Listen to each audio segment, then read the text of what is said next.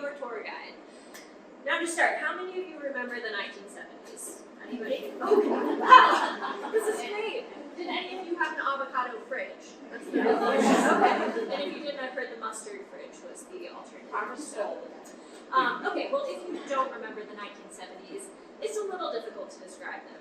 Kind of like when my mom tried to tell me about what it was like being a little girl in the 1930s. The Depression, ice boxes and outdoor restrooms, no TV. It sounded pretty scary, kind of like H.G. Wells or Jules Verne, only in reverse. Now, the 1970s had some good music. American woman, stay away from me. And some not so good music. And they called it Fashion, worst decade of the 20th century. No, seriously, this outfit, I was sober when I bought this. Overall, I guess you could say that the 70s were ugly / beautiful. Like vomiting. When you know vomiting will save your life. This is what's known as a memory play, which means that most of it is false, right? I mean, think of your own families when you all get together and you're telling stories. Remember all those crazy trips we took with Uncle Dave and his yellow Ford Falcon? What yellow Ford Falcon? Uncle Dave drove a Chevy and it was blue. Or, remember that time Dad and I sold Christmas wreaths at the Winter Festival and you lost the envelope with the money and Father Reardon didn't believe us? You and Dad? That was me and Dad, that's my story. Of course, now we know all kinds of stuff about eyewitness testimony and how unreliable it is, even when you're the eyewitness and the testimony is your own life. Not reliable. So, let's say that most of this is true. Well, parts of it. Maybe. I don't know anymore. They say every time you remember something, it changes a little, and that change becomes part of the new memory until finally what you're remembering is unrecognizable from what actually happened. As Sister Aloysius used to say, I'll leave you to ponder that fact, ladies and gentlemen. Now, over the course of 4 days in 1973, a series of events occurred in my life that was more memorable than anything else happening at the time. It's funny, you know, you look back now and think, what was all the fuss? But at the time, these events were explosive. This was my Watergate. And like dominoes, they just kept on falling. There was even a Saturday Night Massacre, sort of. So let's get started. Oh, but one more thing. For you to fully appreciate this, keep in mind we are talking old school, analog living, okay? The 1970s social network was a no-frills, pared-down menu of options. You didn't text or tweet or post on Facebook, no. You lived your life in person. Crazy, right? You gossiped in person. You pontificated in person. You were held up to public ridicule in person. And public ridicule in a close-knit, hermetically sealed Catholic parish was the ultimate nightmare. So, with that, let's get right to our past. Up first, my mother, Josephine Catherine O'Shea. She makes 3 meals a day, does all the shopping, vacuuming, dusting, mopping, waxing, washing, copying, painting, gardening, nursing, and ironing. Volunteers at the church, prepares the taxes, pays the bills, and provides 24-hour care for her invalid mother-in-law. As my dad likes to proudly tell everyone, Joe's never worked a day in her life. I always smile when he says that. in her spare time, Mom takes in typing from Professor Tidwell, who lives across the street and is writing an epic romance novel called The Professor and the Farm Girl. It's not terrible. In her youth, Mom played piano, wrote concertos, she even won a scholarship. It was postponed. My father died. I needed to help out at home. Joe makes a mean corned beef and cabbage. Almost as good as the one my dad's mom used to make. Almost. Josephine, where's my tea? That is my grandmother, maker of the better corned beef and cabbage. Coming, Mother O'Shea. It's nice to meet you. Fix your hair, sweetie. Grandma O'Shea is the man who came to dinner. She slipped and broke her hip, and now she rules the roost from a queen-size bed. Josephine! Coming, Mother. You're not her slave, Joe. You know, You can't fire me. I quit. My Aunt Teresa, Terry to her friend, my mom's sister. I basically raised Joe. Don't you dare. Oh, Terry, you can't smoke in here. What do you mean I can't smoke? I was a smoker. Yeah, but if you light that, they'll all start coughing. No. You'll start coughing? What good? If you can't smoke in a memory play, what's the point? Because people smoked back then, Okay, and I was okay, one of just- them. Mime smoking. Oh, mine smoking. That's like mining sex. Okay, Terry instilled in me a love of old movies. Betty Davis, William Powell, now those were movie stars. And they smoked. The ERA. Why are women always the last to be seated at the equality table? Can anyone tell me that? And letter writing campaigns. Constant, organized, pressure by the people. She was a big supporter of Shirley Chisholm. Ran for president in '72, had a great slogan, unbought and unbossed. Terry's going through what my mom calls a rough patch. Do you want to hear what happened? It's not a pretty story. It involves broken glass, a vacuum cleaner, and a paper. Not now. Well, I thought I was part of this. You are, just not now. I mean, you said I saved your life, but you don't have time. This is what's known as Catholic guilt. Otherwise known as Jewish guilt, Methodist guilt, Baptist guilt, Lutheran guilt, and atheist guilt. Fine, later. Do I get a monologue? We'll see. You're my witnesses. Where's my napkin? Oh, get your own napkin, Mother O'Shea. You're not a cripple. Who's yelling at me? You gotta love Terry because she doesn't really give you an option. Now, my kid sister Becky. Every time. My kid sister Becky. Where do I begin? We'd been staying up late watching all these old Humphrey Bogart movies on Channel 5, and Becky has decided she's Philip Marlowe. Or Sam Spade exchanges. Auntie, spent all night on a hopped up guzzle down a little pier. Got a pretty good bottle of rye in my pocket. What do you say, sweetheart? My mom finds this disturbing. Why aren't you pretending to be Lord McCall? She doesn't have as much fun as Bogart. Fun?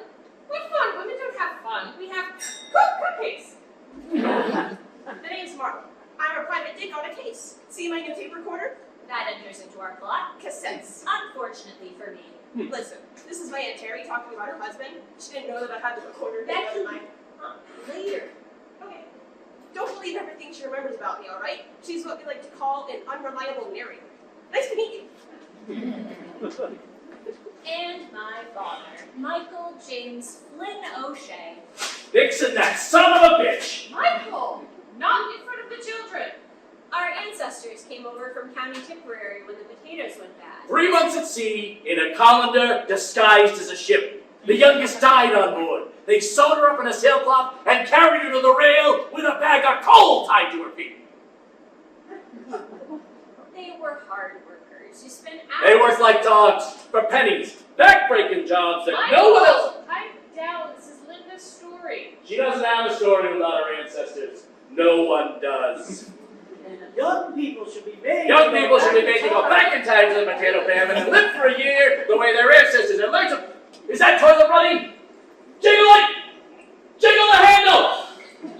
My father's default emotion was anger. There were lots of triggers. Politics was one. Oh, Nixon's greasy mitts are all over this. Listen. Our neighbor, Dick Beneker, got the Boston Globe. He'd read it and give it to Dad. Listen to this, will you? Here it is. Listen to this. Will you listen to this? Pipe down. Why are you so angry? Remember when I said that memories were sort of shifty things? Yeah, well, my father's personality was so potent that to this day he often impersonates people in some of my memories. Yeah, it's weird. Especially when Father Love shows up. Shh. Sorry. My dad wasn't around much. He mostly stopped in for meals and declarations. Food, scraps only in the garbage disposal. Say it. Food scraps only. 1 square of toilet paper per trip to the ladies' room. That was swear. What? 2 for a back-end job. I'm not Rockefeller. Oftentimes he seemed to be in the middle of a conversation that you weren't privy to.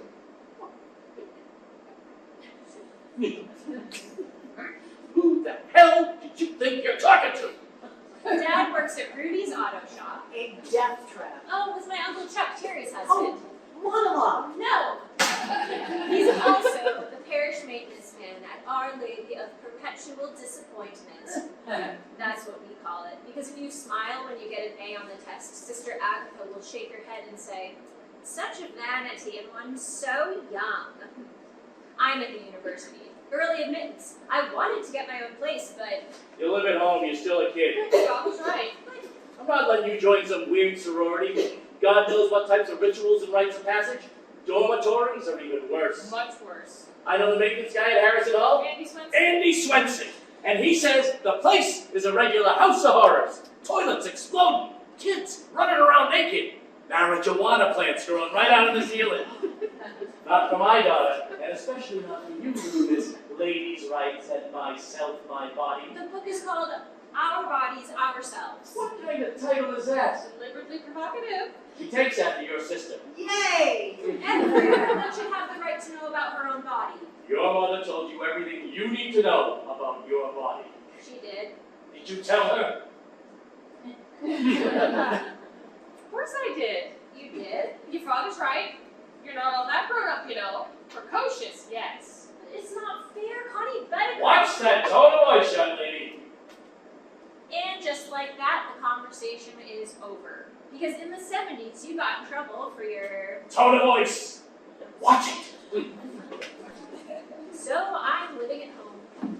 An immature, precocious, feminist, early admittance undergrad. In a few months, I'll be at Stanford on a scholarship in grad school. I'm going to write for this magazine. Maybe the New Yorker. Buzz and I, Buzz is my boyfriend, we're moving to Palo Alto together to be writers. The only thing is there might be a slight hiccup in the proceedings. Oh God. Maybe I could tell you? No, I don't know you well enough. Let's just get to the first domino. I was writing another letter to Buzz when my mom asked me for a favor. Yes, we wrote letters back then, cute, right? Oh, you can go ahead and laugh. Just remember that every gadget you think is so revolutionary today will one day look like a tin can and string to your kids. In fact, chances are that in the not-too-distant future, you're going to look back at today, at the clothes you're wearing, the hobbies you're enjoying, the sweetheart you're mooning over, and say, what the hell was I thinking? Now this favor she's about to ask me, beginning of the end. That looks important. Whatever it is you're writing. Oh, Professor Tidwell, don't let her go into the barn. Linda, I need you to do me a favor. Do I have to finish this? Buzz, Uh-huh. you just wrote him yesterday, sweetie. Isn't he a little old for you? 2 years? Yes, but there's something disturbingly mature about Buzz. That chest hair. It's so thick. It's growing out over his collar and in between the buttons like he's turning into a werewolf right before your eyes. Mom, he's the one. Oh. Okay. I need you to talk to your sister for me. Anybody call? He will. He loves you. Ready for the werewolf? He's not that hairy. Honey, the boy's a yay. Oh, the farm girl's going back in the barn. Yeah. Nothing good ever happens in that barn. Josephine! Water bottle! Terry, would you? It's cooling right over there. I need to talk to Linda. Ooh, that sounds interesting. Please? Why don't they go? Coming, Mother O'Shea. And be nice. None of that FDR had polio, but you didn't see him sitting around on his keister all day, did you? She walks at night. Where do you think the leftovers are going? Terry, the woman is an invalid. Please. Coming, Your Royal Highness. I don't want you! Oh, the feeling's mutual, sweetie.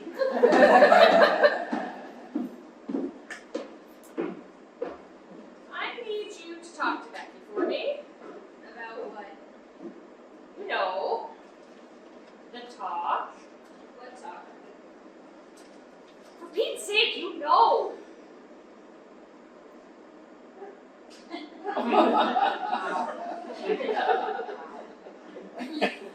What was that?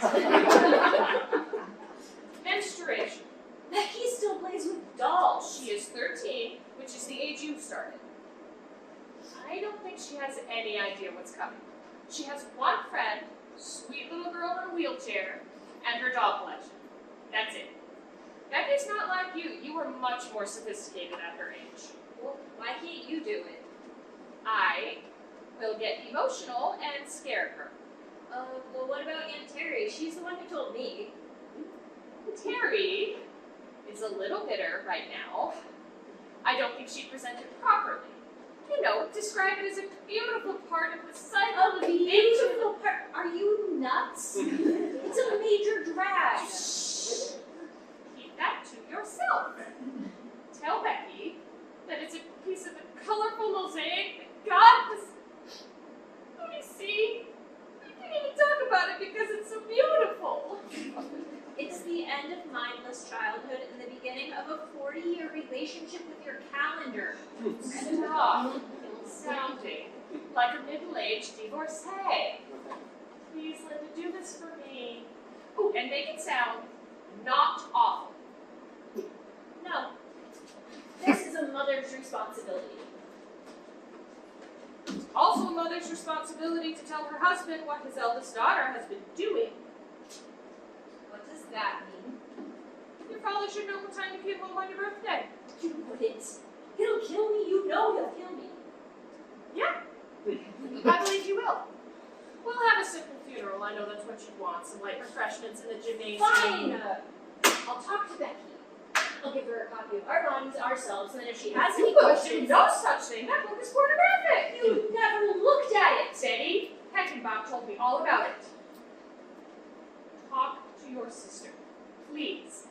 Calmly, and with great respect for the journey that she's about to go. Okay, don't cry. What is wrong with you lately? I don't know. I guess it's just. Just another part of the beautiful mosaic of womanhood. In later years, when my mother is gone, I will cling to these memories when I was kind to her. These moments when I wasn't talking back or rolling my eyes at her ridiculous advice. Advice that, even when it was wrong, was, sort of right.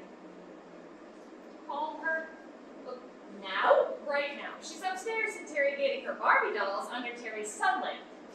Quickly, before the dolls melt. Becky, cannot believe you're making me do this. Becky, come here, I have to talk to you. Oh, and while you're at it, why don't you throw in a little bit about the rest of it? You know, the birds and the bees and how babies are made. What? Well, for Pete's sake, it's all mixed together. You might as well cover the whole topic. You're gonna talk. How did that dead body get in the trunk of your car? Becky, sweetie, your sister has something that she wants to talk to you about. Did you and Mom have a fight again? Domino number 2. The talk with my little sister. Becky was 13 and still played with dolls. When I was 13, I wrote a letter to Betty Friedan asking if I could intern at the National Organization for Women. I wrote to LBJ asking him to please reconsider staying in South Vietnam. I wrote to Valentina Tereshkova, the first woman in space, asking for advice on how I might become the first American woman in space.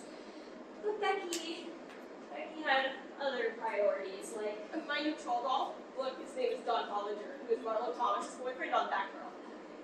look, I need to talk to you. Are you gonna hit me? No. Why would I want to hit you? Why would I want to hit you? I played one of your Bob Dylan I records. told you to stay out of my room. I'm sorry. Fine. Look, we're gonna have a talk, okay? He sings off key. What? Dylan, he sings off key. He does not. Sister Connie says I have perfect pitch. You're making this very difficult. She breaks just like a little girl. What is that supposed to mean? It's kind of rude, really, to little girls. And what's wrong with breaking? That's what life's about, right? It's like he's saying little girls Stop are weak. talking. You are not old enough to appreciate Dylan's lyrics. Maybe not. Thank you. But I sure do know when someone's singing off key.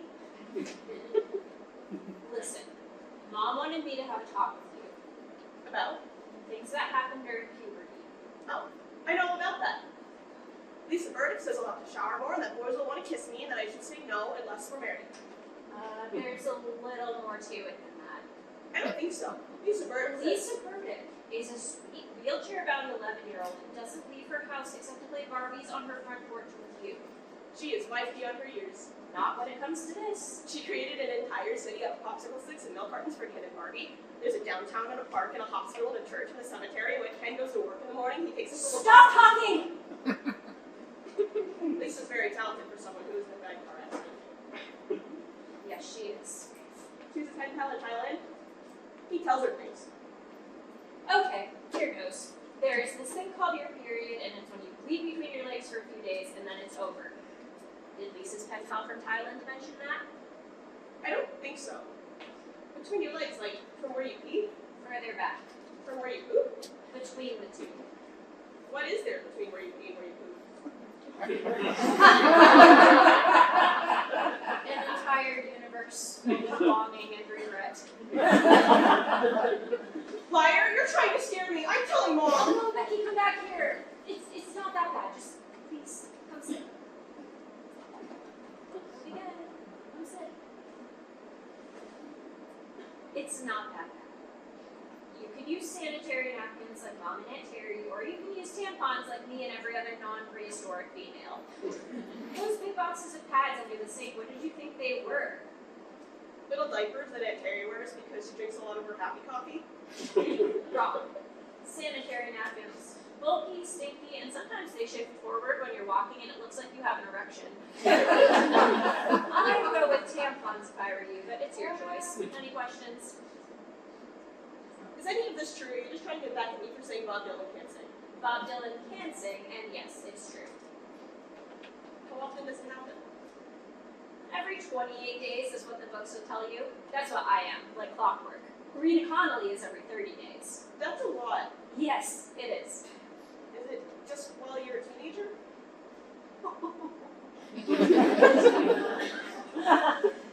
It ends with menopause. What's that? Oh, sweet Jesus, where are you? Menopause is when periods stop and another beautiful adventure begins. You know how Mom's been crying a lot lately for no reason? Yeah. Have you seen those little hairs on her chin? Takes her out. Remember when she yelled at the cat to stop purring so loud? Yeah. Menopause. So you have periods until you're like 50, give or take. every single month until you're 50. Enjoy those Barbies while you can.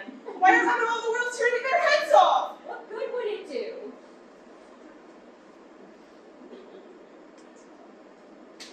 Mom also wanted me to mention a little bit about the birds and the bees. I don't think I'm ready for this. Sure you are. I'll make it quick, like a piano dropping on your head. A man's penis becomes engorged with blood when he's aroused. He inserts the penis into the woman's bleeding hole that we were just talking about. The man and woman jiggle around a little bit. The man squirts out a little liquid filled with sperm. The sperm are Olympic swimmers, millions of little Johnny Weissmullers racing for the woman's egg. First one there wins and makes a baby. Best advice I can give you, don't let a man put his penis inside you. Well, I'll ask first, right? Well, sometimes they're sneaky, and they'll say something like, "You're really pretty," and that means, "I want to put my penis inside you." It does. Almost invariably. What if he says, "Do you want to go to a movie?" He wants to put his penis inside you. What if he says, "Do you want to study?" Penis. What if Penis. Hi, my name is. Penis. What does he want to put his penis inside you? When he's watching football, I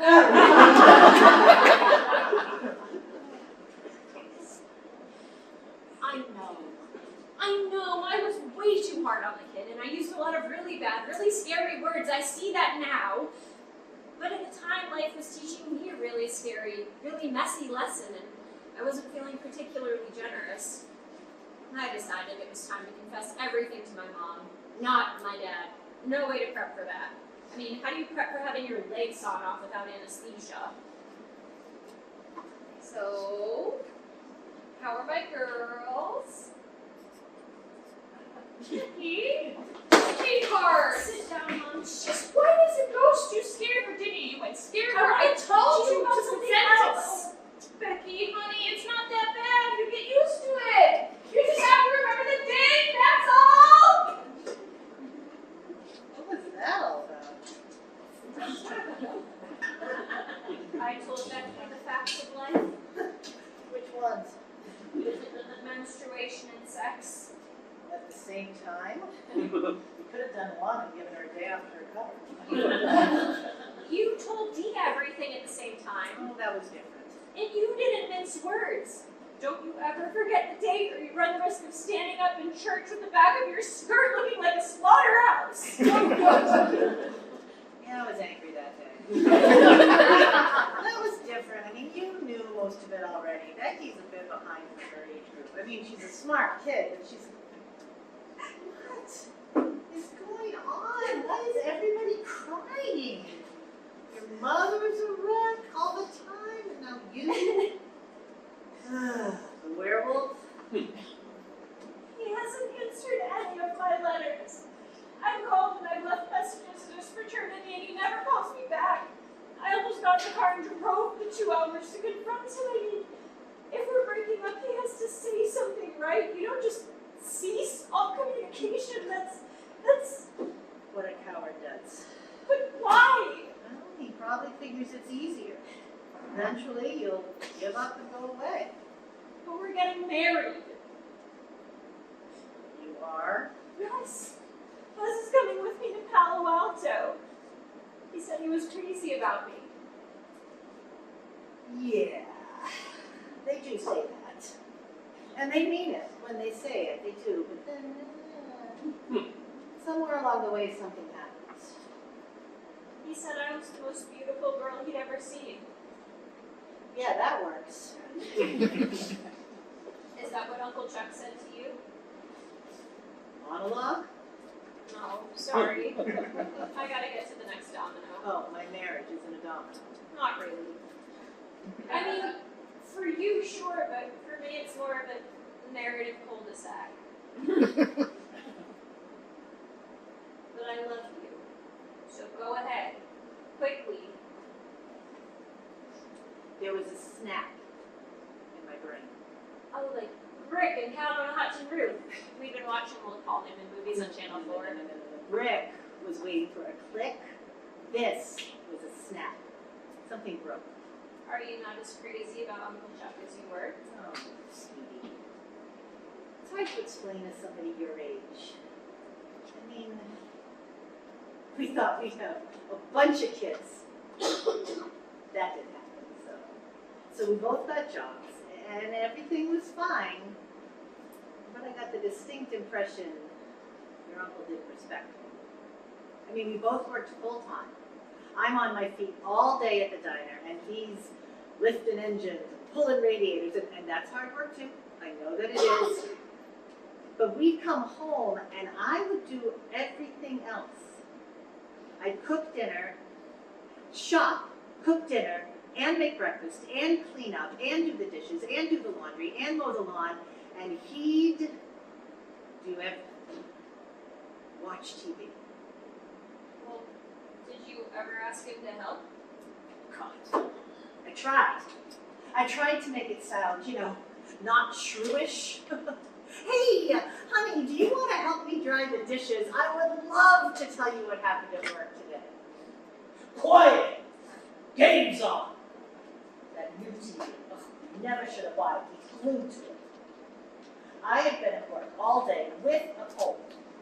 Chuck's mother had just left after spending a month with us. Oh, a month with Alice. Well, Yeah, Alice. nothing was ever good enough for that woman. This coffee is too hot, and you work in a diner. Lucky I didn't throw it in your face. Oh, like in the Big Heat when Lee Barber just... Right in Gloria Graham's face. So I was sick, and the house was a pigsty. Chuck and Alice liked to eat popcorn every night while they watched TV. It drove me crazy. So I figured I would just do, a quick once-over. So I get out the Hoover and I start vacuuming. And Chuck comes in and he turns the TV off, and I'm almost done. I got 5 minutes more, if that. And I can hear him shushing over the sound of the Hoover. I can hear him shushing me. So I finally look over at him and he says, "How about some goddamn quiet in here?" Snap. That was it. I picked up the Hoover, which weighs a ton, and I threw it at the TV.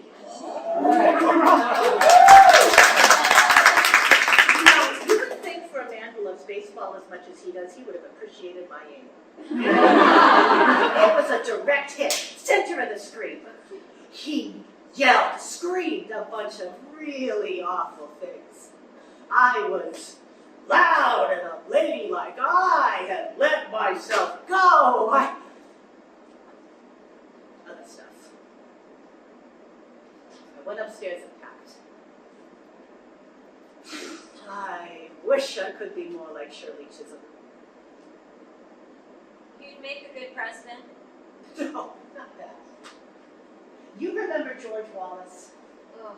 Segregation today, segregation tomorrow. Yeah, that asshole. After he was shot, Shirley went and visited him in the hospital. Oh, that's right. Held his hand, prayed with him. After all the terrible things he said, she went and did that. I don't think I can look your uncle in the face again after the things he said to me. I mean, I'm a pretty good person. But I'm no Shirley Chisholm. Maybe after some time passes. The thing is, when you've been together a long time, and you're not a good match, but you're not going to break up, you end up just living in a house together, tolerating each other. Like Joe and Mike. Two parallel lines. And you could go on that way for a really long time. As long as no one says any really awful things. Yeah. Kids might have helped. Joe! Josephine! Voice of an angel. It's okay, Mike. We weren't talking about anything important. Sure, it'll be a cinch. With a broken lift, you tell me. Why are you yelling? You'll wake your mother. Josephine! Here, you see? Coming, mother! Sister Agatha called. Sister Agatha called. They said they're waiting for your cupcakes. You're supposed to be cashier. Jesus, Mary Joseph, the bake sale. I can't Where's my lunch? Great, it's behind the milk. Next, you'll have me washing the cards. It's working. Food scraps only. Ladies, Food scraps only. Where is the top for this day? help your mother. Where is it? Oh, Michael, the front porch steps. Please. I'll fix them next week, I promise. It's one of these for me. No. I bet that's chopped. Oh, where's my purse? Help your mother find her purse. Hello? Hello, Father Lovett. It's hard to explain the power of the parish priest. Father Lovett was the man behind the curtain, times 10. If you dared to meet his gaze, all you saw in his eyes was a firing squad. Josephine is on her way right now with the cupcakes. Even Aunt Terry fell under his spell. Yes, Father. No, Father. Yes, Father. Betty Heckenbach says her shift ended 20 minutes ago. Purse. Oh, Betty Heckenbach is going to have a field day with this. Who cares what Betty Heckenbach thinks? I gotta run. Dick Shannon goes out today to lift this year. Meatloaf? Bologna and cheese. Who ate all the meatloaf? Ask your invalid mother. Betty Heckenbach has 8 children and feels sorry for me because I'm infertile. Oh, if you were Catholic and had 2 children, you were infertile. Screw Betty Heckenbach. Ah, good luck getting past her husband. Terry. He must really love that woman. What a face. It was true. Betty Heckenbach was singularly unattractive. Keys. Keys. Find your mother's keys. Delicious. Newspaper? Find your father's newspaper. Servants are all about service and duty, and here I am late. Don't you let him scare you. Peter Lovett was a helmet in school. Don't talk about that. Hey, Father It Lovett. was a million years ago. Souped up cars, cigarettes, girls. Girls? Ask Carol Mulvaney. She's dead. Of a broken heart, Peter Lovett broke her heart. Terry, that was a malicious rumor. Maybe, but Carol Mulvaney told The me Mulvaney girls had no self-control. Oh, they certainly didn't. Carol was the worst. Is that water? Dangle it! Dangle the handle! Jesus said you're supposed to give up your possessions and take care of the poor. Oh, my God. King of the non-sequiturs. Means he doesn't approve of Father Lovett driving a new Cadillac. Josephine, my love mango! Terry, Oh, happy to oblige. going to apply for the job at the rectory. Father will never hire me now. No attention to detail. He brings that up all the time in his sermons. Josephine! Oh, coming, cherished family elder. Peace. And please, no jokes about Irish Alzheimer's. It's true. She forgets everything but the grudges. Fix your hair, sweetie. Okay. Purse, keys, cookies. Here I go. Hello! Oh, you got a lot of lung power for an invalid, Grandma. Oh, I don't want you! Well, the feeling's mutual, sweetie. The next day, domino number 3. I'm writing Buzz when. Something's happened. Yeah, Yeah. go tell Lisa Burner. You're gonna want to hear about this. It involves you. What? Father Lovett's coming over to talk to Mom and Dad about you. Why? It has something to do with the show and tell we had today. Well, we were asked to bring in the best birthday present we'd ever received.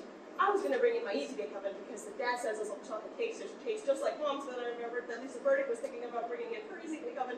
I don't want Lisa to think that I stole her idea, but then I realized, Get to oh my the gosh, what am I point. thinking? I brought in the cassette recorder. I didn't mean to get you in trouble. Honest, I would never. So you brought in your cassette recorder, so what? While I was practicing for my show and tell presentation. You know, holding up the manual and gesturing with my arms like Carol Merrill on Let's Make a Deal. I was rewinding the tape and Father Lovett walked into the classroom. Ah, the power of Father Lovett.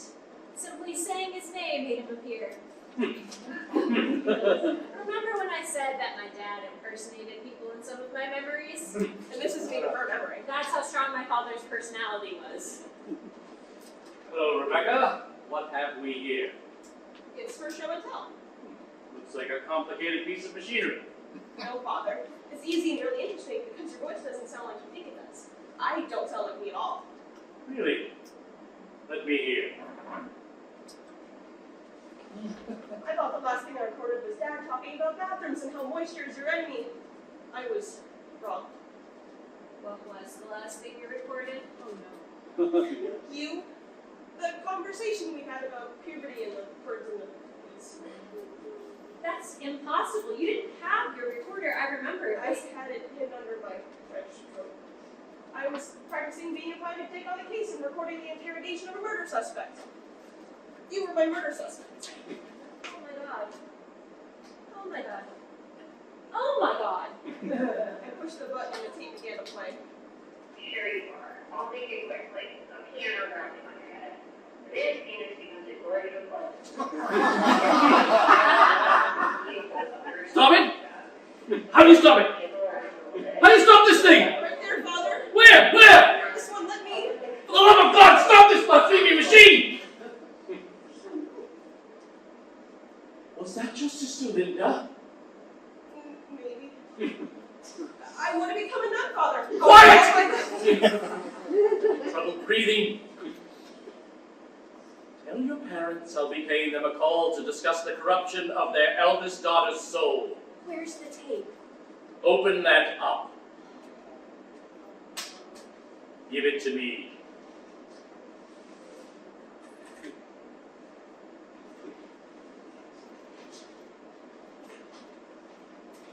He said it was.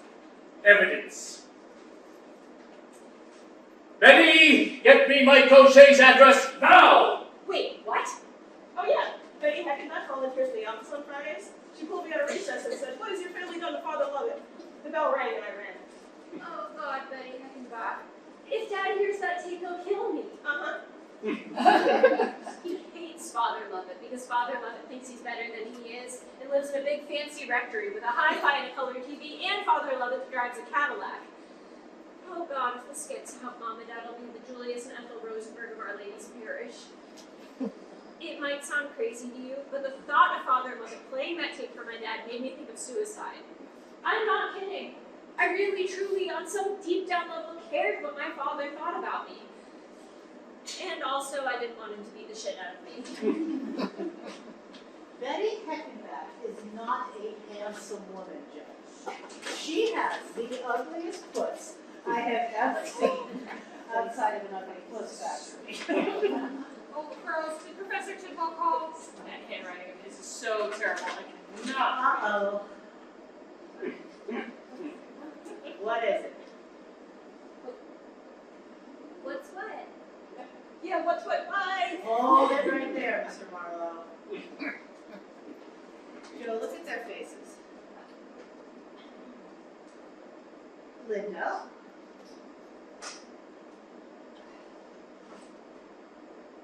I don't know how to even say it. Becky? Want to give it a crack? I recorded Linda telling me about the facts of life. She used bad words. I accidentally played the tape for Father Lovett, and now Father Lovett's coming over to talk to Dad about Linda's soul. What were the bad words? Please don't make me say that. You said them easily enough to your sister. Spell it. Becky. Johnny, your voice feeling? The bad words. Becky. Oh, let's see. There was engorged penis. No. Bleeding hole. Erection. Stop! Talking. I guess this means I'm in the big girl club now, right? Oh, welcome aboard. Dad is going to kill me. Oh, sweetie, don't be silly. He's going to kill all of us. Okay, we tell him Lovett's gone round the bend, that he's delusional. He's got the cassette. No. This may not be a great time to mention it, but Betty Heckenbach's very interested in knowing what it was that made Father Lovett so upset.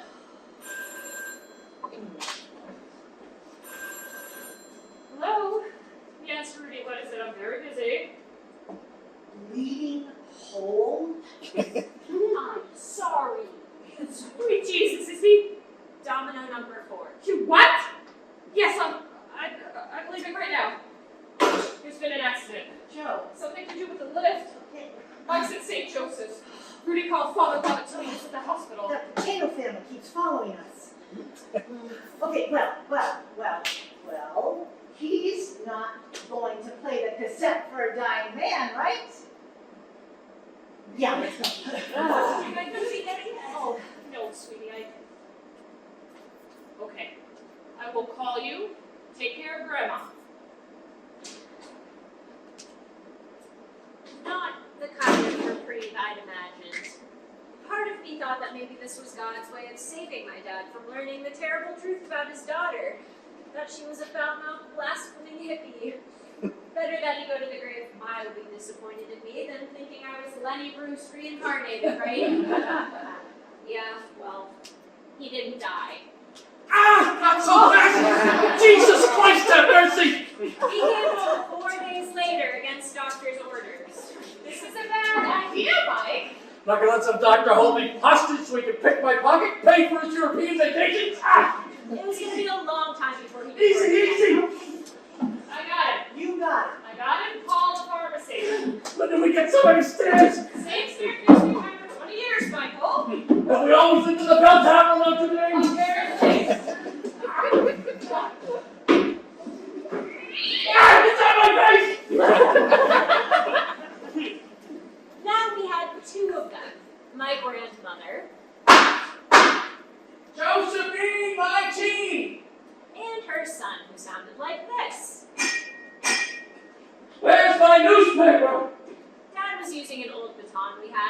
Becky decided she wanted to be a twirler like Lee Rebek in A Face in the Crowd.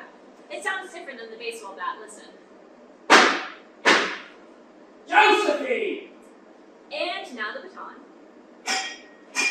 Newspaper! Hear the difference.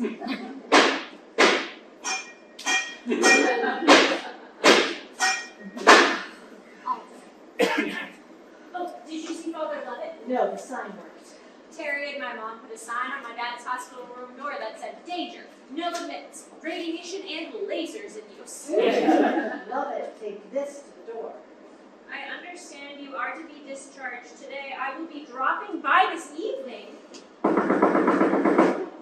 What time is it? 2:30. That's not evening. No, it's not. Will somebody get that door? No. Save yourself. Bless you. I'll be right around the corner. This person really existed. Oh, no. Betty.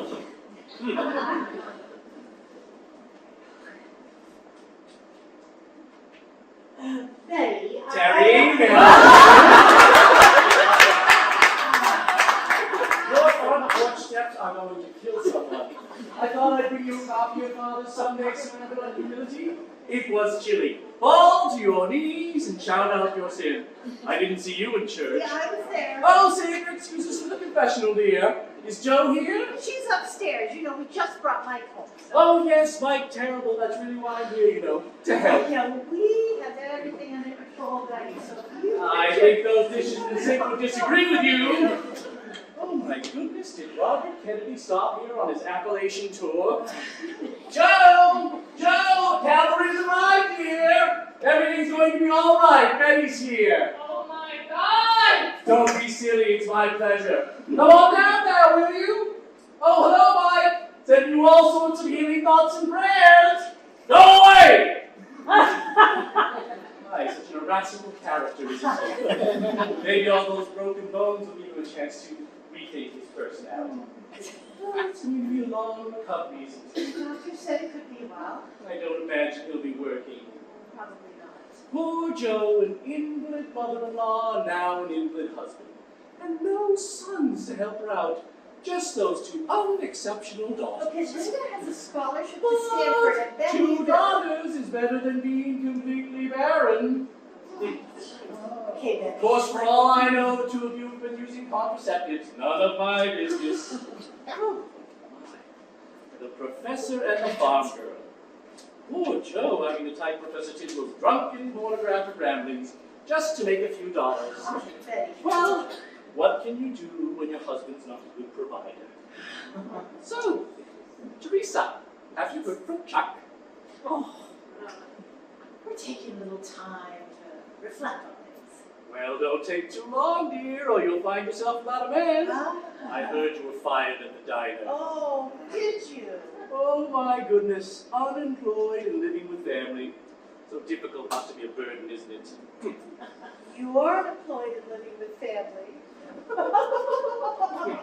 There's that biting sense of humor you're known for. I hope it'll keep you company in your old age. Betty. Oh, maybe you know what's going on. Father Lovett, What about? he's very upset with his family. Is he? Yes, he was really apoplectic when I saw him. I'm sorry you didn't attend college. Do you know what that word means? Oh, you bet I do. Of course. You smash TVs that haven't been paid for when you're apoplectic. Apparently, Father Lovett had been talking with the odd one, the youngest daughter. Becky. Yes, Becky, that strange creature. Anywho, Father Lovett came staggering into his office. His breathing was labored. He was almost as if he was going to pass out. And he was holding something in his hand. I couldn't quite make out what it was. Then he yelled. Father Lovett never raises his voice, but he bellowed, "Oh, Josephine, oh, shame, my heart breaks for you." Terry told me everything.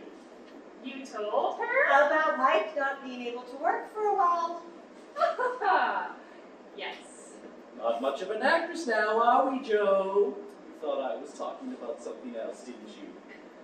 Father Lovett's supreme displeasure with this family? Betty is under the impression that Father Lovett is displeased with us. Oh. I was just telling your unfortunate sister here that Father Lovett came lurching into his office, clutching something in his hand. Crucifix. Yes. No, it wasn't a crucifix. And then he screamed, "Get me the O'Shea address!" Well, he probably just heard about life. Oh, there we go. No, that was later. I took the call from Rudy myself. I wonder what it would have been. Let's go, Girls. girls. We have company. Oh, Mrs. Heckenbach. Well, your two charming feminine daughters. Hello, Linda. It scares me. Becky. What an interesting outfit. How would you like to solve a big fat mystery for us? Sure. I love mysteries. Like in The Big Sleep. Who killed the chauffeur, I wonder? Different type of mystery, dear. I was told that on Thursday you were talking to Father Lovett just before he rushed into his office in a homicidal rage. And all the people I've told this story to, all the nuns and volunteers, other parents, lunch ladies, strangers on the street, they're just all so curious. What did you say to Father Lovett to make him lose his mind? It was show and tell day. Yes.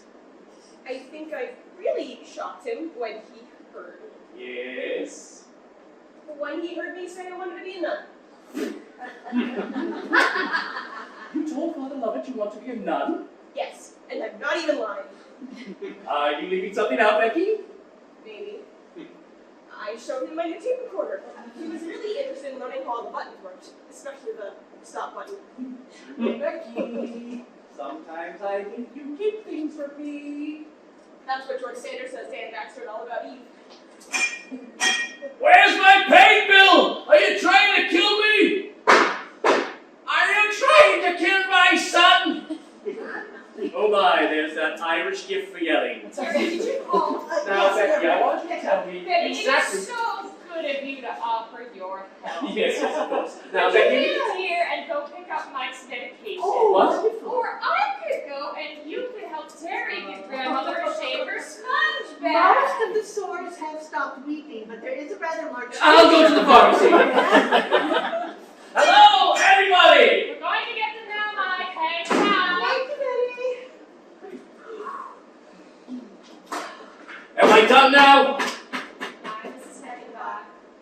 First you make me play that lousy son of a Huckster Lovett, now this. It's not my fault you impersonate people in my memories. Bye-bye, Betty. You put me in a dress. Maybe if you'd been around more as a father, she would have put you in a pair of pants. Terry. Maybe if you'd been around less, I would have been around more. Mike, it is Linda's memory. Now please leave the scene. I was a good father. I want a monologue. I deserve equal time to defend my parenting. I need to know.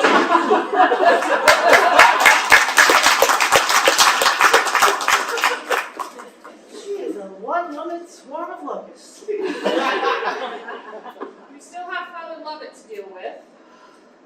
Why don't we all run away together? We could get plastic surgery like Humphrey Bogart in Dark Passage, and when Agnes Moorehead falls out the window, we Your mother's thinking. Okay. Lord, give me strength. You better sit down, all of you. Is Daddy not gonna get better? Oh, no, sweetie. Daddy's going to be fine. It's just going to take some time, and we're all going to have to make some sacrifices. Linda, now, I am going to do my best to find a job. On top of your full-time job of taking care of Her Majesty and Her Majesty's son. There isn't going to be any income unless I find a job. Look, I'll get my job at the diner back. Even if you could, Mike wouldn't take $1 from you. You know how he is. You don't tell him. We are going to be more than what I can make working part-time. But, more importantly, I am going to need help from Grandmother O'Shea and your father. I can help. I'll be like Thelma Ritter in Rear Window. Becky, sweetie, you are still in school, and that's what comes first. Linda, Oh, in my school doesn't matter. I am asking you to postpone your scholarship to stay.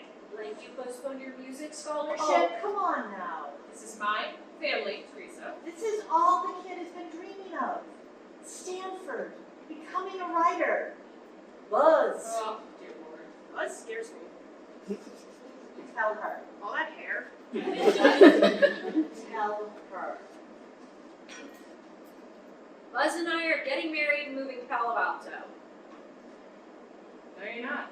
Joe. You can't stop me. I won't have to. You're going to stop yourself. Your father has worked 12-hour days, 7 days a week since the day you were born. He has literally broken his back and just about every other bone in his body to give you a private education, food, clothes. That's what you do when you have a child. I wasn't banking on the other side, pleading to be let into this world, you know. You two made that decision. And the deal is, you take care of the children you create. I would love to take care of you. But your foul-mouthed exhibition has cost me any chance of getting a job at the rectory. And if the story gets out, I doubt I'll be able to have a job anywhere in the parish. But you'll be gone. And that's probably for the best, because once your father listens to that tape, he's going to burst out of all those cats and braces and come after you with a crowbar! I'm scared. Where's my tea? My pills come first. 36 hours of labor says my tea comes first. Hold on to your diapers, you two. Oh, go home to your husband. You don't want me to be gone, believe me. What does that mean? She's being dramatic. Linda, what does that mean?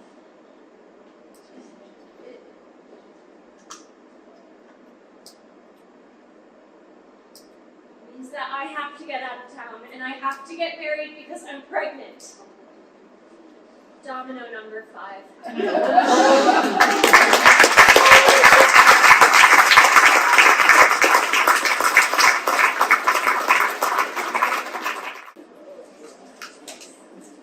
And we're back. To recap, I just told them that I'm pregnant. Huh. Look at those faces. Shock, disgust, confusion. The 3 horsewomen of my personal apocalypse. See, in the 1970s, if you were a lower middle class family like us, you didn't have a lot of assets to protect. No IRA or stock options or pension. All you really had going for you was your good name. Your reputation was your portfolio. You cared tremendously what your neighbors thought of you, what your parish priest thought of you. And in the 1970s, you only got to lose your good name once. There were no resurrections. So, in a situation like this, Can we please unfreeze our faces now? yes, sorry, I'm pregnant. Jesus Christ, have mercy upon my soul. He told her she was pretty, No. Joe. No. He no, told her no, he was no, crazy no, about no, her. No. Your birthday. Coming home at 3 a.m. You can trust me, you said. Mom, Did you skip the chapter in Our Bodies, Ourselves on contraception? Waiting until marriage is not some pie-in-the-sky notion of goodness. It's about not getting pregnant. You're so bright, so liberated. You know everything all the time, and yet you couldn't manage to take one life-saving precaution, because believe me, this is about to be the end of your life as you know it. well, the church condemns contraception. The church is run by a group of men who collectively haven't changed a diaper in 2,000 years. And don't tell me that you were thinking about church doctrine when this happened. I'm lost. Enjoy it, Mom. Is this what you want? If you inherited Grandmother O'Shea's fertility, you and King Kong will have 8 children before you're 30. No writing to the New Yorker for you. No chic soirees with your literary circle until 2 a.m. Oh, maybe for Buzz, but not for you. You'll be busy feeding, burping, changing, dressing. You'll be covered head to toe in baby poop and baby urine and baby spit up. You'll have varicose veins so large they'll catch on the furniture. You'll leak when you sneeze. You'll fall asleep standing up. You won't have 2 minutes a day to call your own. Your dream of writing the great American novel? You could store in the basement with my unread piano concertos. Jeez, Jesus, Mary, Joseph, a 2-ton car lift crashing down on your father couldn't kill him, but this will. Okay, he doesn't need to know. We get her out of town, she marries this fine young man, and all's well. Maybe. What do you mean, maybe? There's no maybe, you're getting married. I haven't heard from Buzz in weeks. Oh, that's right.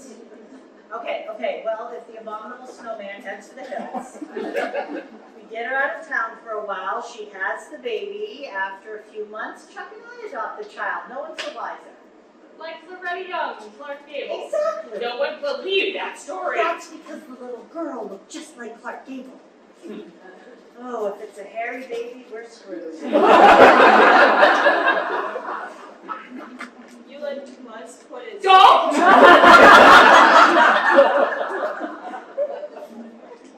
Was he sneaky, like you said? Not really.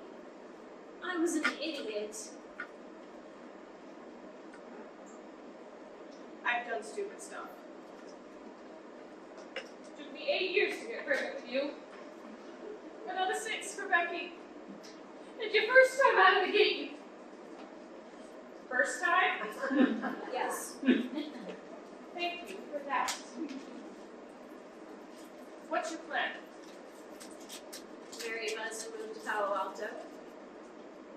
Uh-huh. Who watches the baby while you two attend classes?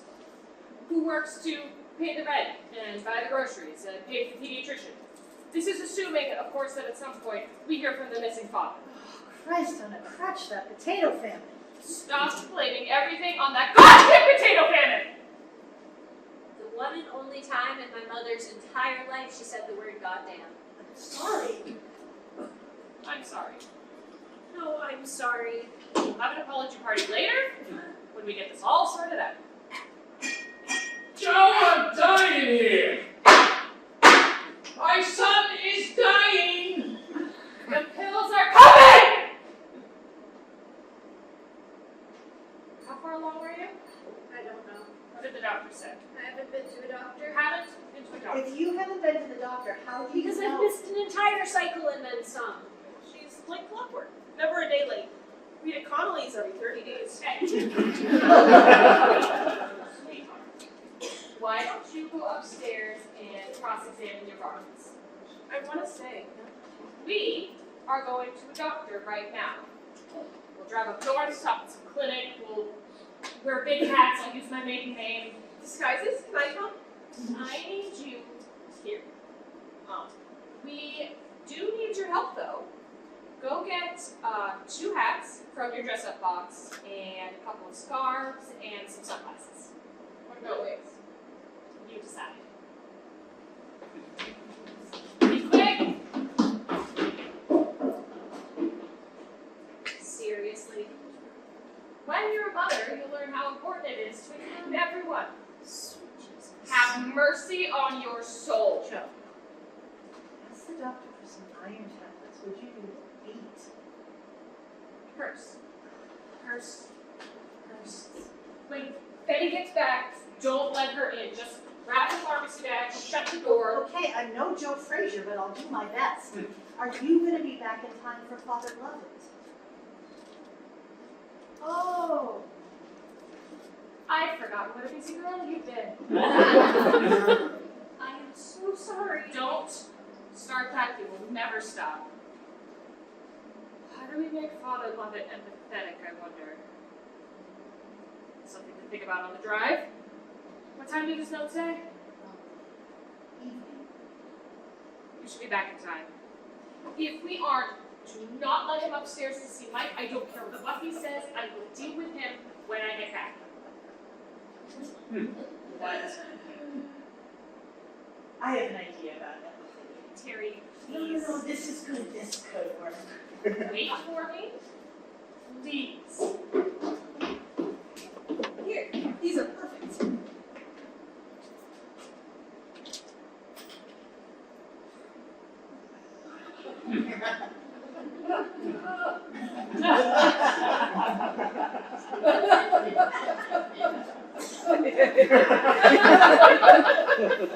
You're Ingrid Bergman in Casablanca, and you're Jack Lemmon in Some Like a Fox. Gee, thanks. Should I get the letters in transit? This is perfect, Becky. Thank you. I'm sorry I spit up on you when I was a baby. I didn't need to. Listen to me. I loved every single one of your bodily fluids. Are you sure you don't want me to come with you?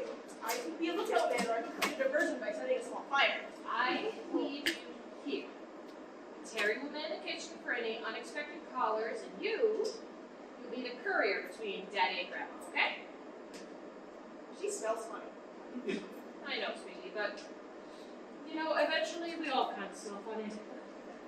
Okay, purse, keys, wardrobe, daughter. Here we go.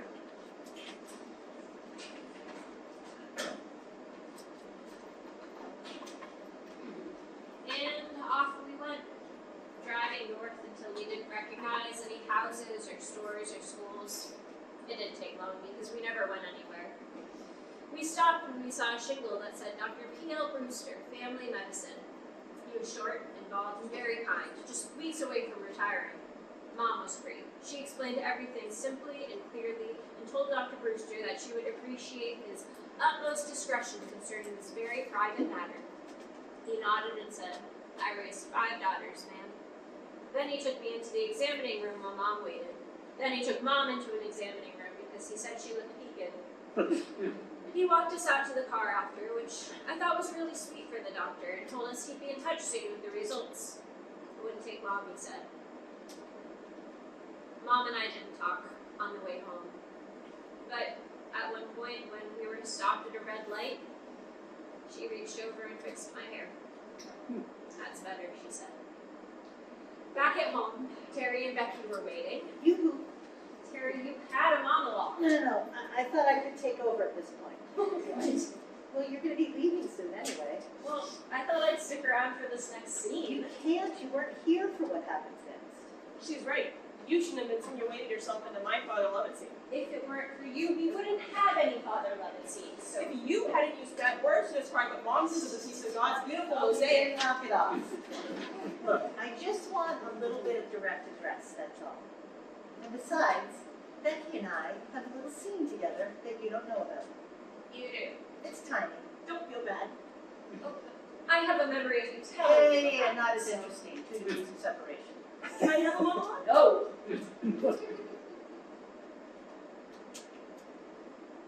I will stop everything if you go off the rails. I can't go off the rails. It's my memory, remember? All right, make it quick. I'll be listening. Right. So, yeah. Pick up the pace. Right. So Joe and Linda left, and I was feeling pretty nervous. And I don't get nervous. But Father Lovett, I mean, how do you describe this man? I mean, he invokes instant focus in everyone he meets, like cancer or a house fire.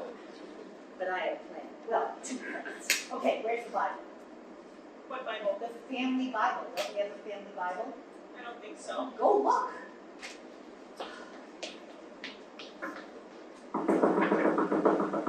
Oh, no, Betty! Betty!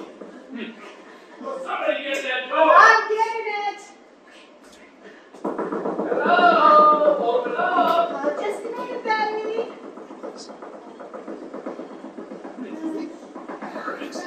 I'm coming, Betty.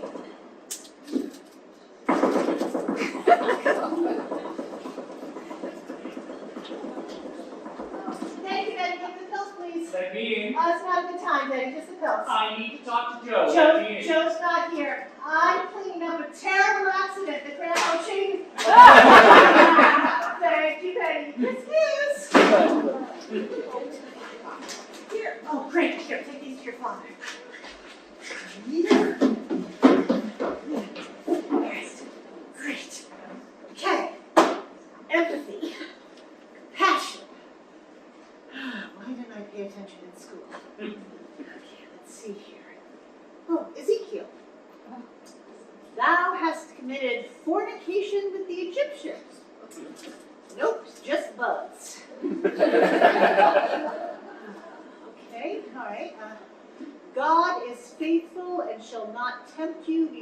your abilities. Oh, too late for that. Where is all the crap about compassion? Oh, here we go. Ephesians. Let's see. Oh, okay. Be kind to one another, tender-hearted, forgiving of one another as God forgave you. Ha! Got one. Next. Okay, where's that old envelope you have? The one with the letters of transit? Right where Humphrey Bogart did it. Pass the blanket. The piano. Go get it. Let's see here. Ooh, Leviticus. Ooh, you are harsh.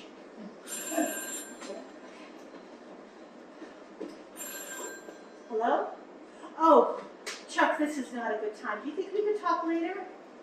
Perfect. Great. Okay. I'll talk to you then. Thanks. Bye-bye. My husband just called me.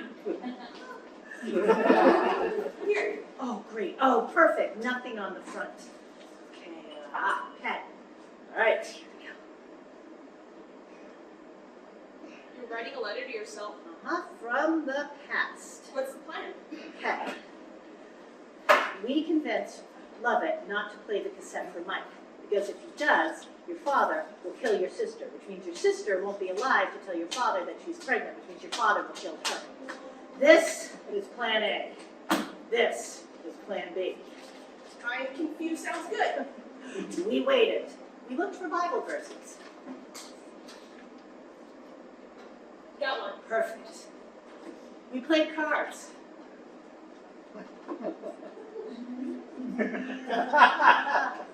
Gin. Did you cheat? A little. We made sandwiches for the royal family. Too much mayonnaise! We say. It's a long way to Tipperary. It's a long way to go. It's a long way to Tipperary. We don't let him upstairs. Understood? Jenny Kane White Christmas. Exactly. Jenny Kane White Christmas. Good afternoon, Father. Teresa, It's Terry. Now everybody calls him Terry. Rebecca, Good afternoon, Father. your front porch steps are going to kill someone. Will you please tell your father I'd like to speak with him? Okay. Have a seat, Father. I'll stand for the moment, thank you. This floor could use a scrubbing. That was quite a sermon you gave last Sunday, Father. Fall to your knees and shout out your sins. Gave me goosebumps. It was scary the creature from the Black Lagoon. Yes, I've heard from a number of my flock that my words shook them to their very core. It struck me, Father, and I'm sure you'll agree, that even though you didn't say the word forgiveness, that buried in that Confession and atonement come before forgiveness, Teresa. Well, yes, but sometimes it's fun to mix things up a little bit. I love doing things out of order. Where is Mr. O'Shea? Actually, Mike was in a terrible accident at the shop last week. He's home now, though, Well, correct? yes, but he shouldn't be. He was released on his own recognizance. She loves watching old movies. You cleared them with a legion of decency? Most movies are an abomination. You should be studying your Bible instead of watching movies. Funny, you should say that, Father. That is the good hope right there. And we were just storing it when you knocked. What Becky means is Mike wasn't discharged. He checked himself out against doctor's orders because he missed us so much. Where is he, upstairs? He's deep as a lamb. He's in a log thing and he's barely conscious. Hey! I need to see a guy about a horse! So this He would sounds wait, monstrous but to this me. would wait, Right, Diego's acting up, Father. I will go help Daddy in the bathroom and let him know you're here. Thank you, Rebecca. Oh, Rebecca. Your tape recorder? Be right back. Can I get you some coffee? No, thank you. Tea? No. Coke? Pepsi? No. Dr. Pepper? Fanta? Bubble up? Squirt? I hope your Yeah, it's still Terry. Everyone still calls me Terry. And yes, in fact, Chuck just phoned. Good. Wives be subject to their own husbands as to the Lord. Yeah, that's a personal favorite of mine. You know what else I like, and it's even more lovely and just so apt, is, oh, here it is, Ephesians. Be kind to one another, tender-hearted, forgiving of one another as God in Christ forgave you. Corinthians, for we must all appear before the judgment seat of Christ. Yeah, that's good too. But what is even better is Isaiah. For the Lord longs to be gracious to you. Therefore, he will rise up to show you compassion.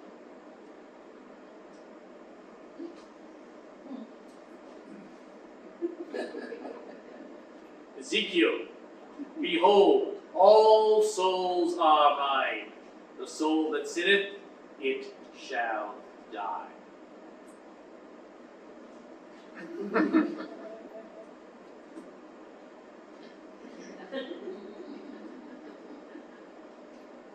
Yikes. Kind of scary the way you say it. It should scare you, Teresa. Okay, it's Terry. Just call me Terry, please. It might be a few minutes. Daddy says the train is stuck in the tunnel.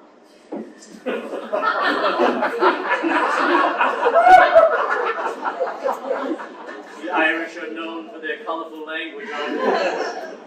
They're also known for their loyalty and generosity. How's that new rectory roof holding up? You know, the one Mike replaced for free? Completing small tasks for the church is one way of tithing when a parishioner is low on funds. Replacing a roof. Small task. Okay. Plan B. You come again? No, Father, your visit here today, it makes me think that sometimes a family airing of one's godlessness is exactly what's called for. Hard to know you feel that way. I might even say public airing would be more instructive. But inform a parish of a man's transgressions, and I dare say you'll see a decrease in immoral behavior. I do not disagree with you. Harsh perhaps, but Effective. do you ever think about our school days and Our Lady of Perpetual Help? Quite a change of subject. Occasionally, yes. You were just little Peter Lovett back then. Playing football, driving around in your jalopy, admiring beautiful girls. It's a long time ago, Teresa. Terry, Terry. we were so young back then, so naive, so impulsive. Well, I know I was. Were you? Were you ever that impulsive, Peter? Father Lovett? To a certain degree, perhaps. Why are you laughing? Oh, I'm just thinking of something funny that he used to say to all the girls that he dated, but I don't want to embarrass you. Thank you. You know, it's not that embarrassing, actually. You used to say, my Peter, love it or leave it. Perhaps we should sit quietly in contemplation until Mr. O'Shea. You were just a kid. Barely younger than Linda. I hope you're not trying to equate the filth that is on this tape with anything I might have done in my youth. No. Good. Do you remember Carol Mulvaney? Mulvaney? Beautiful girl. Mulvaney? You must remember her. You dated for, gosh, I think 3 months. There was even gossip about a wedding. Yes, of course. Carol Mulvaney. Do you know that Carol and I were friends? No. Surprise! What's that? Oh, just a letter Carol wrote me a long time ago with her thoughts and dreams and a detailed description of a very special time in her life. Well, she thought it was special anyway. You know, a letter like this in the wrong hands could have a very detrimental effect on somebody's reputation. You attempting to blackmail me, Teresa? If I was, I would highly recommend you start calling me by my name. Is this blackmail, Terry? You see, when you call me by my name, that shows me you're listening to me and respecting my wishes not so hard, is it? Let me have that letter. Oh, I promised Carol I would never show it to anyone. You must keep that promise. But you know I have this nasty habit of leaving things lying around. Especially when Betty Hackenback is visiting. And you know Betty, how she loves to talk. Especially about someone who's transgressed. Can you imagine what Betty would do with a story like this? About a young man who turns his back on a young woman who's given him her heart? Give me that letter. No. I know my Christians. Were this hypothetical story to circulate, they would stand by me. They would not be swayed by some long-lost report of a youthful indiscretion. I will not be blackmailed. Now, I'm going upstairs to play this tape for Mr. O'Shea, because he needs to know his daughter's soul is in peril. You go up there and you'll have the chance to see what your parishioners think of you. All those sermons to the young men of Our Lady about turning away from sin and temptation. All the couples you counsel about the rules of dating. All your sermons with their constant themes of truth, full confession. Carol's words will give you the chance to make yourself right with your flock and with your God. No right to speak to your pastor this way. I'm not talking to my pastor. I'm talking one sinner to another. How dare you! Oh, you don't consider yourself a sinner. I didn't say that. This is a rich opportunity for you, Father. When word gets out and your congregation hears about your fall from grace, you'll be able to exhibit that humility you talk so much about. To fall to your knees and shout out your sins and humbly beg for forgiveness. The cassette, please.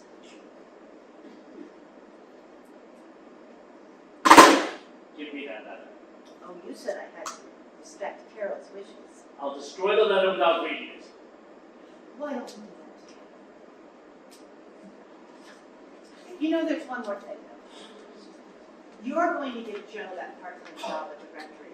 Oh, but you're going to pay her a full-time wage. A really generous full-time wage, like off-the-charts generous.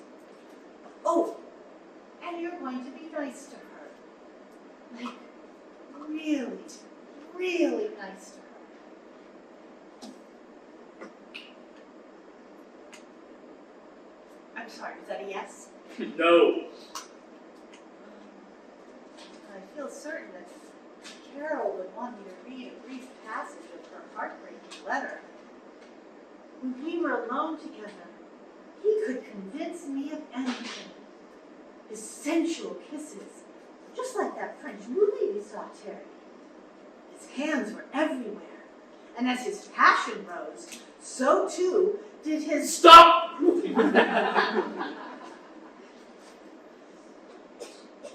we have a deal? Yes. Do I have your word? As long as I have yours, and no one will ever read what was in that letter.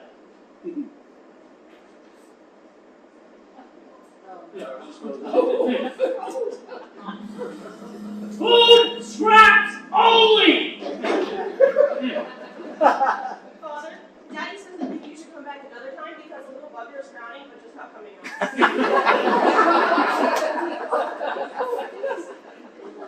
I'm going to pray. Oh, you do that, Peter. Maybe while you're driving around in cattle.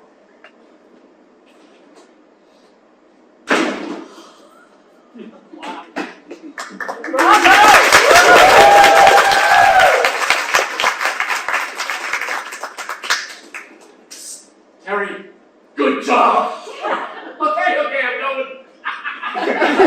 Are you okay? Was that domino 5 or 6? Put your head in between your knees. That's what Mom does. Oh, bluffing is hard work. Where did you get the courage? I don't know. I don't know. I heard this voice outside myself, this angelic voice saying, "Let's nail this evil shit to the wall."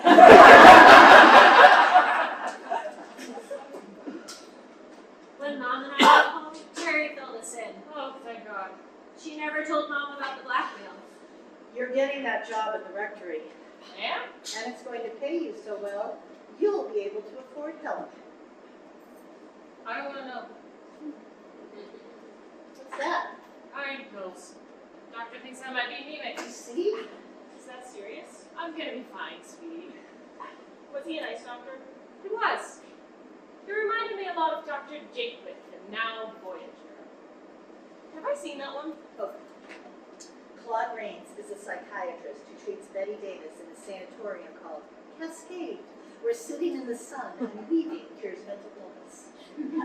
He was taking my pulse and I asked him if he had ever seen the movie, and he said yes. It was his late wife's favorite. Oh. I said, wouldn't it be nice if there was a place like that? A place where you could just go, sit, and listen to the sound of the quiet. What did he say? So that's what I've got now when I go home at night. A little goes a long way. My dad had decided he'd had enough of upstairs living. What in God's name are you doing? I can't take it anymore. Hey? No, my mother, she won't shut up. All about her lumbago and her sheep stop fitting, and her nightmares about Adelaide secrets. Don't pull! I'm not pulling. It's like a million knives carving me up at once. You just take them. I'm in hell. Too soon for that. Oh, get them! These doctors don't know what pain is. I'm not livestock, crying out loud. Is that water running? Jiggle it! Jiggle the handle!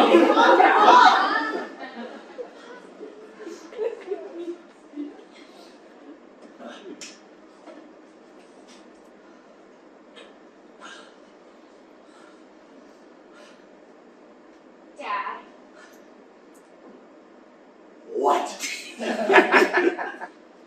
got some really exciting news. Did you win $1 million? No? Then you don't have exciting news. Where's my newspaper?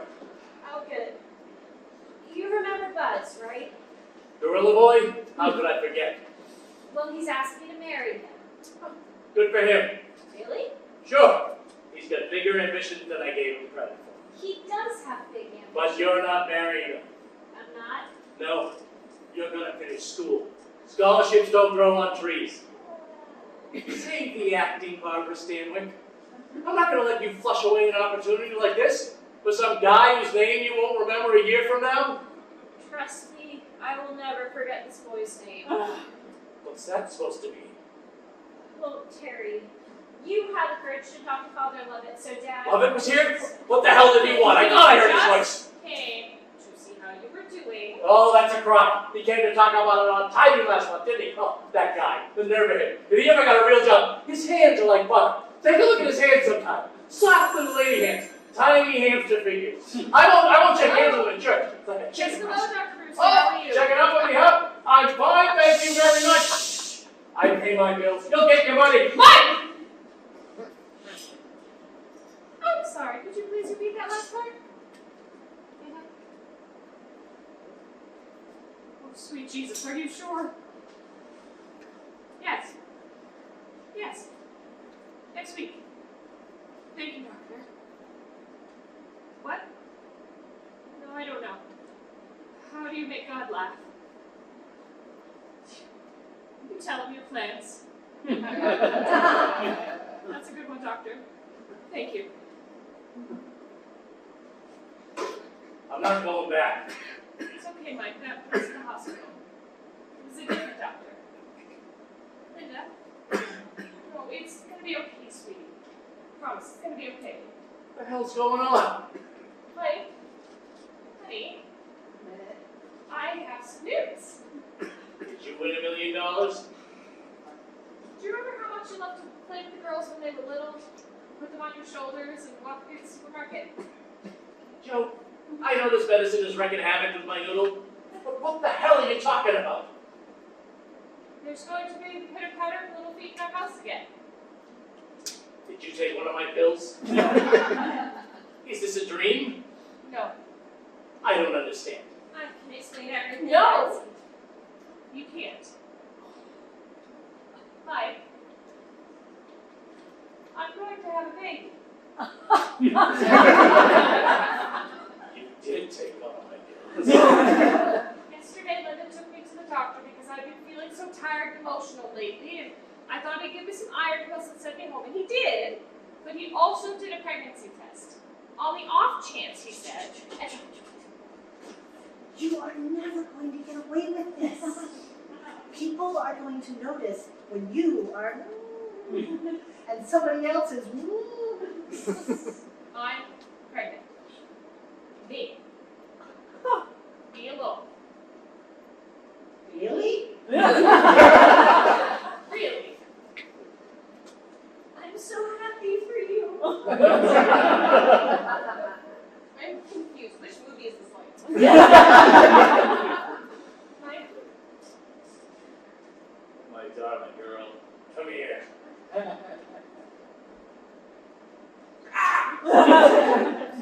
I had never heard my dad call my mom darling girl, which led me to believe that maybe I didn't know everything about their relationship.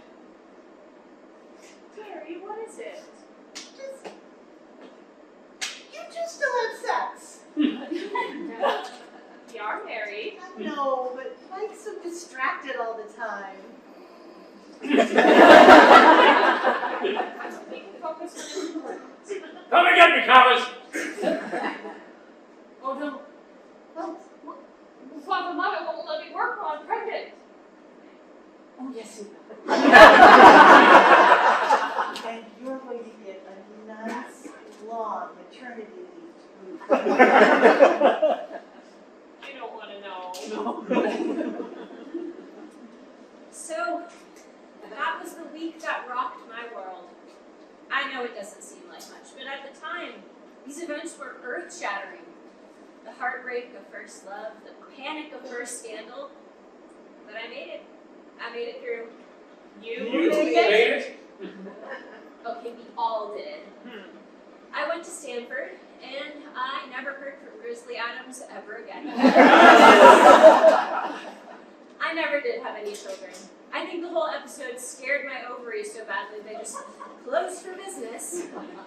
We prepared for the new baby. But we lost him. That was hard. I really wanted a little brother so we could be Spade and Archer, private eyes, just like in the Maltese Falcon. Oh, Becky got married, To Lisa Burdick. so she never did have to worry about all those little Johnny Weissmullers racing for her eggs. We adopted. I became a film preservationist because the best stories and the safest are on celluloid. Terry, Yeah, not so great. Cancer. What are you gonna do? But it did bring Chuck and me back together for a while. See? He loved you. He did.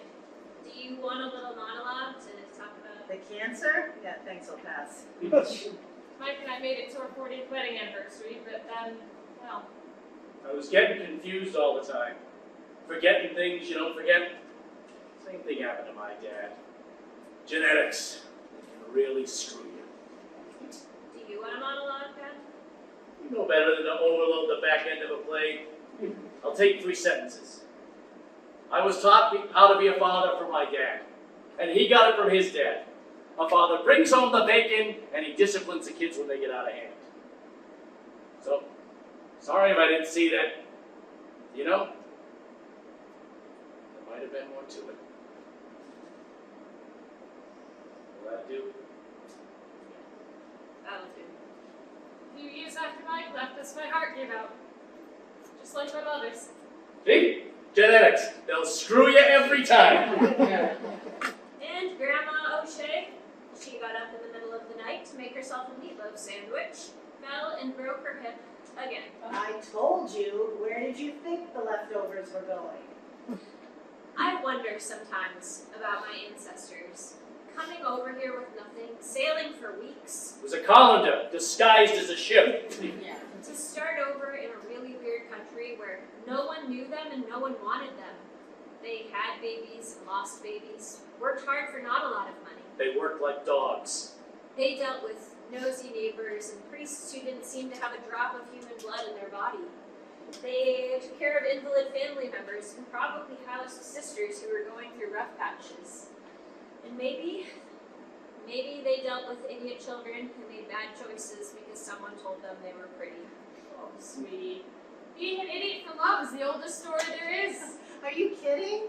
We're all just a bunch of idiots. Then we beg for a monologue to explain ourselves, and then we die. Jesus. It's a long way to Tipperary. It's a long way to go. It's a long way to Tipperary.